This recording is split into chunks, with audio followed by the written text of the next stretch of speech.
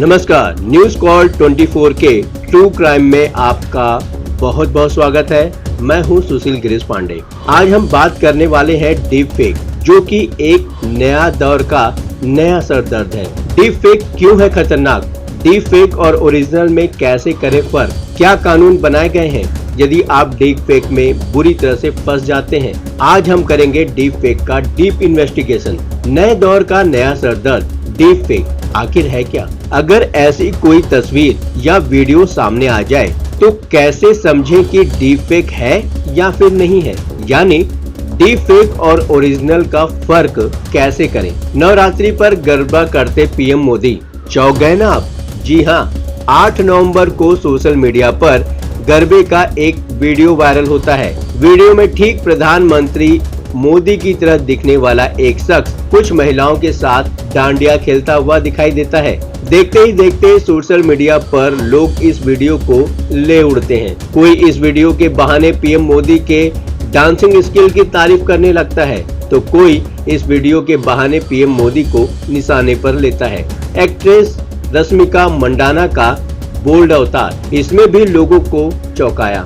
इससे बमुश्किल 3 रोज पहले यानी कि 5 नवंबर को बॉलीवुड एक्ट्रेस रश्मिका मंडाना का एक वीडियो सामने आता है। वीडियो को देखकर लगता है शायद रश्मिका कहीं से वर्कआउट करके आ रही हैं। सोशल मीडिया पर इस वीडियो को भी लोग बड़े चटकारे लेकर शेयर करते हैं। उनके कपड़ों से लेकर पूरे अपीयरेंस तक पर कमेंट की बाढ़ सी आ जाती है। नए दौर का सरदर्द डीप फेक बनता जा रहा है। कैटरीना कैफ का ये सीन तो नहीं देखा होगा आपने। अब ये तीसरी तस्वीर देखिए। 7 नवंबर को फिल्म टाइगर 3 का एक सीन अचानक से सुर्खियों में आ जाता है, क्योंकि इस सीन में बॉलीवुड अभिनेत्री कैटरीना कैफ बिकनी पहने हुए एक महिला से लड़ती हुई दिखाई दे रही हैं। कैटरीना की ये तस्वीर भी देखते ही देखते सोशल मीडिया पर फीवर बनकर छा जाती है। आपको बता दें कि हकीकत ये है कि इन वीडियोस और तस्वीरों का ये जाल जिन 3 लोगों के इर्द गिर्द बुना गया है, असल में उनका दूर दूर तक इनसे कोई वास्ता ही नहीं है। लेकिन जब तक ये सच्चाई सामने आती और जब तक इन तस्वीरों और वीडियोस में दिख रहे लोग इन्हें लेकर अपनी कोई सफाई देते, दुनिया में करोड़ों लोगों ने इन वीडियोस और तस्वीरों को लेकर अपनी राय कायम कर ली, और इनमें से भी करोड़ों ऐसे होंगे जो इन तस्वीरों और वीडियोस के पीछे का सच शायद कभी जान ही नहीं पाएंगे। ऐसे में ये सवाल ये है कि आखिर इन हालात का जिम्मेदार है कौन? कौन है जो ऐसे फर्जी वीडियोस और तस्वीरें सोशल मीडिया पर फ्लोट कर रहा है? ऐसा करने के पीछे उनका क्या मकसद है? और आखिर वो कौन सी तकनीक है जो नकली पिक्चर और वीडियोस को भी बिल्कुल असली सा बना देती हैं? तो इन सारे सवालों का जवाब है डीप फेक। जी हाँ, इन तस्वीरों और वीडियोस के बारे में और बात हम आगे करेंगे। इनके पीछे की पूरी कहानी मैं आपको बताऊंगा। आइए उससे पहले जल्दी से ये समझ लेते हैं कि आखिर ये डीप फेक क्या भला है, जिसने नए दौर में तकरीबन हर इंसान की इज्जत और शख्सियत दांव पर लगा रखी है। दरअसल तमाम किस्म के एडिटिंग सॉफ्टवेयर और आर्टिफिशियल इंटेलिजेंस की मदद से आज किसी भी तस्वीर या वीडियो को मैनिपुलेट कर या उसके साथ छेड़छाड़ कर उसे बिल्कुल नए रूप में ढाल देना कोई मुश्किल काम नहीं रह गया। मसलन तस्वीर भले किसी और की हो, उसे डीप फेक के जरिए कुछ इस तरह से एडिट किया जा सकता है कि देखकर फर्क कर पाना ही मुश्किल हो जाए कि कौन सी तस्वीर असली है और कौन सी नकली। ठीक इसी तरह किसी भी नेता, अभिनेता या सेलिब्रिटी के किसी वीडियो को या उसमें कही गई बातों को भी आर्टिफिशियल इंटेलिजेंस बेस्ड टूल के जरिए कुछ इस तरह से बदला जा सकता है कि देखने और सुनने वालों को ये पता ही ना चले कि वो असली नहीं बल्कि नकली यानी बनावटी है। नई जबान में तस्वीर और वीडियोस की इसी एडिटिंग को डीप फेक कहा जाता है। डीप फेक यानी नकलीपन की ऐसी गहराई जिसकी था लगाना भी मुश्किल हो। असल में इस विषय पर बात करते हुए पीएम मोदी ने उसी वीडियो का जिक्र किया जिनमें उनके जैसा दिखने वाला एक शख्स गरबा करता हुआ दिखाई दे रहा था। पीएम मोदी ने कहा कि ये बड़ा ही ओरिजिनल लग रहा था, जबकि उन्होंने बचपन से लेकर अब तक कभी गरबा खेला ही नहीं। हालांकि सच्चाई ये है कि जिस वीडियो को पीएम मोदी के गरबा खेलने का वीडियो बताया जा रहा है वो असल में डीप फेक वीडियो भी नहीं है, क्योंकि ना तो उस वीडियो को एआई या किसी दूसरी तकनीक के जरिए एडिट किया गया है और ना ही उसमें कोई मॉर्फिंग जैसी बात है, बल्कि ये वीडियो तो पीएम मोदी के एक ऐसे हम शक्ल का है जो अक्सर अपनी अदाओं से लोगों का मनोरंजन करता है। विकास महंते नाम का ये शख्स पेशे से कारोबारी है, लेकिन वो पीएम मोदी की तरह एक्टिंग भी करता है। विकास ने खुद सोशल मीडिया पर एक वीडियो शेयर कर ये बताया कि लंदन में दिवाली मेले के एक प्रोग्राम में उन्हें चीफ गेस्ट के तौर पर बुलाया गया था। यानी ये वीडियो बेशक डीप फेक वीडियो ना हो, लेकिन इस वीडियो से पीएम मोदी के बारे में लोग राय तो बना ही सकते हैं ना। लेकिन डीप फेक के जरिए जो कुछ हो रहा है वो बहुत खतरनाक है। रश्मिका मंडाना का ये वीडियो उसी की एक कड़ी मानी जा सकती है। रश्मिका का वीडियो कुछ समय पहले एक यूजर ने सोशल मीडिया पर शेयर किया, जिसके बाद लोग रश्मिका को लेकर कमेंट करने लगे। बाद में पता चला कि वो वीडियो रश्मिका का नहीं बल्कि एक British Indian girl Zara Patel का है, जिसे डीप फेक के सहारे बदल कर रश्मिका का कर दिया गया था। असल में इस बात का खुलासा भी सोशल मीडिया पर अभिषेक नाम के एक यूजर ने किया, जिसने ऐसी हरकतों पर रोक लगाने के लिए सख्त कानून की वकालत की। और अहम बात ये रही, इस बार खुद बॉलीवुड के शहंशाह अमिताभ बच्चन ने भी इसे कानून के लिए एक अहम मामला बताते हुए मुहर लगा दी। लेकिन सच्चाई यही है कि इस डीप फेक वीडियो ने रश्मिका मंडाना को जोर का झटका दिया और उन्हें इस वीडियो को लेकर अपनी सफाई देनी पड़ी। रश्मिका ने ट्वीट कर बताया कि इस वीडियो से उन्हें बहुत धक्का लगा है।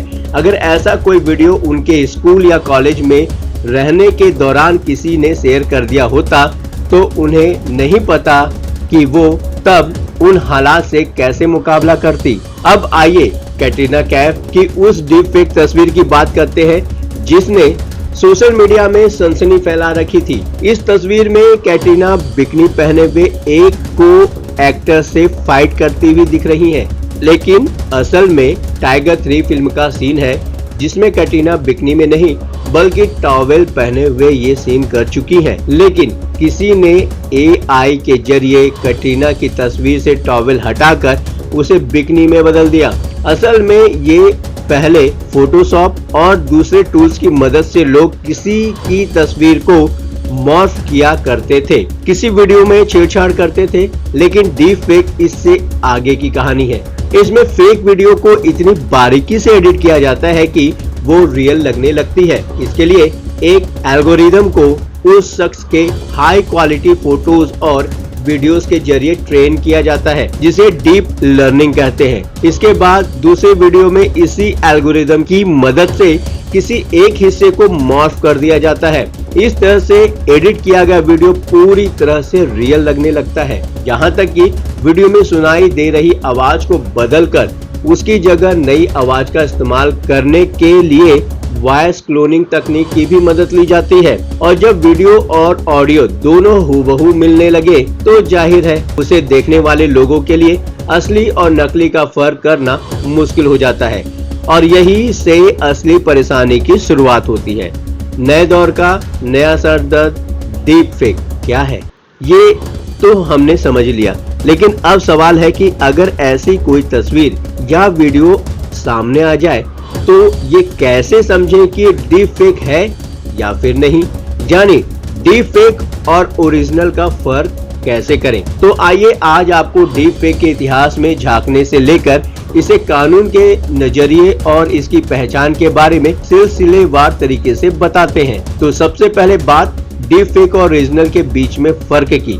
जैसा कि इन शब्दों से ही समझ में आ जाता है, डीप फेक का मतलब नकली जबकि ओरिजिनल मतलब असली। तो डीप फेक की पहचान करने के लिए ऐसी तस्वीरों या वीडियोस को ध्यान से देखना बहुत जरूरी होता है।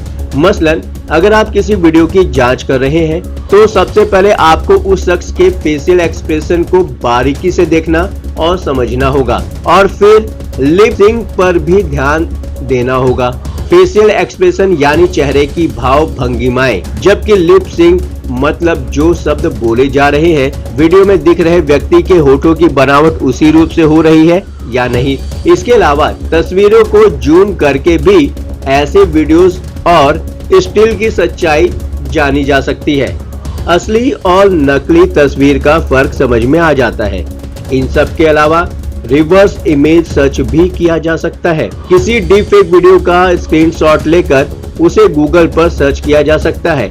अगर उस फोटो से मिलता कोई कंटेंट ऑनलाइन मौजूद होगा तो गूगल पर इसका रिजल्ट मिल जाएगा। इसके अलावा आंखों का मूवमेंट, बैकग्राउंड और दूसरी डिटेल भी चेक की जा सकती है। अब बात आखिर इस डीपफेक की शुरुआत कब और कैसे हुई, मतलब इसका इतिहास क्या है। तो जैसा कि आप जानते हैं कि डीप फेक मतलब डीप लर्निंग और फेक। डीप लर्निंग में सबसे पहले नई तकनीक को, खासकर जनरेटिंग एडवर्सरियल नेटवर्क जिसे GAN भी कहते हैं, उसकी स्टडी जरूरी है। GAN में दो नेटवर्क होते हैं जिसमें एक जनरेट यानी नई चीजें प्रोड्यूस करता है, जबकि दूसरा दोनों के बीच के फर्क का पता करता है। और फिर जब इन दोनों की मदद से एक ऐसा सिंथेटिक यानी बनावटी डेटा जनरेट किया जाता है जो असल से काफी हद तक मिलता जुलता हो, तो वही डीप फेक है। इतिहास की बात करें तो साल 2014 में पहली बार इयन गुडफ्लो और उनकी टीम ने इस तकनीक को विकसित किया और फिर धीरे धीरे इस डीप फेक तकनीक में नई नई तब्दीलियां की जाती रही। खास बात यह है कि शुरू में डीप फेक तकनीक का इस्तेमाल नकारात्मक तरीके से नहीं होता था और न ही इससे कोई नुकसान था। मसलन किसी फिल्म में किसी किरदार का या किसी खास हालात का पिक्चराइजेशन करना हो, लेकिन उसके लिए रिसोर्स ना हो, तो डीप फेक तकनीक की मदद ले ली जाती थी। लेकिन जैसे जैसे इस तकनीक ने तरक्की की, इस काम में बारीकी आती रही और असली तकनीक का फर्क करना भी मुश्किल होने लगा। और अब जब ये तकनीक सबके हाथों में है, इसका धड़ल्ले से बेजा इस्तेमाल शुरू हो चुका है। अब बात डीप फेक से मुकाबले के लिए हमारे पास मौजूद कानून की। IT एक्ट 2000 किसी भी इंसान को उसकी प्राइवेसी को लेकर सुरक्षा प्रदान करता है। ऐसे में अगर कोई डीप फेक वीडियो या तस्वीर किसी की मर्जी के बगैर बनाकर कोई कानून तोड़ता है तो उसके खिलाफ शिकायत की जा सकती है। इस कानून की धारा 66D के तहत किसी को गुनाहगार पाए जाने पर उसे 3 साल तक की सजा और 1 लाख रुपए तक का जुर्माना हो सकता है।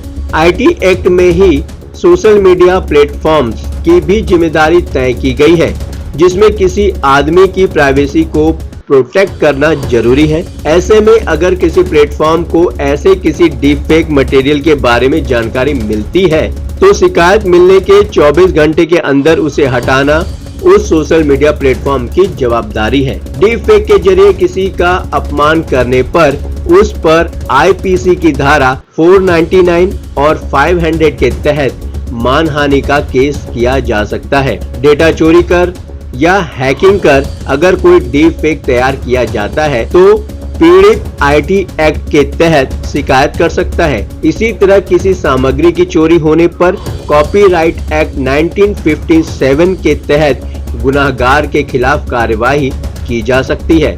इसके अलावा उपभोक्ता संरक्षण अधिनियम यानी कंज्यूमर्स प्रोटेक्शन एक्ट 2019 के तहत भी पीड़ित इंसान अदालत में अपनी फरियाद लेकर जा सकता है।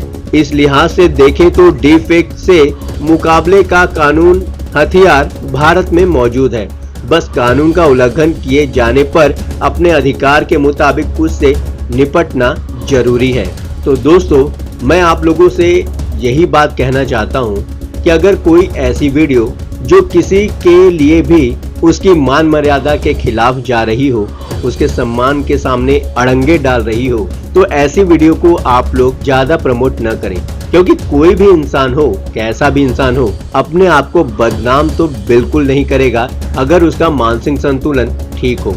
आपका इस रिपोर्ट पर क्या कहना है आप डीप फेक के बारे में पहले से जानते थे या कुछ और अच्छी जानकारी आपके पास है या फिर आपके आसपास कोई इसका शिकार हुआ है जिसकी वजह से उसे काफी शर्मिंदगी परेशानियां झेलनी पड़ी हो, तो आप हमें कमेंट्स के माध्यम से जरूर बताएं। अभी तक आपने हमारे चैनल न्यूज कॉल 24 को सब्सक्राइब नहीं किया है तो कृपया इस चैनल को सब्सक्राइब करें और नोटिफिकेशन में जाकर ऑल का ऑप्शन दबाना बिल्कुल ना भूलें। नमस्कार।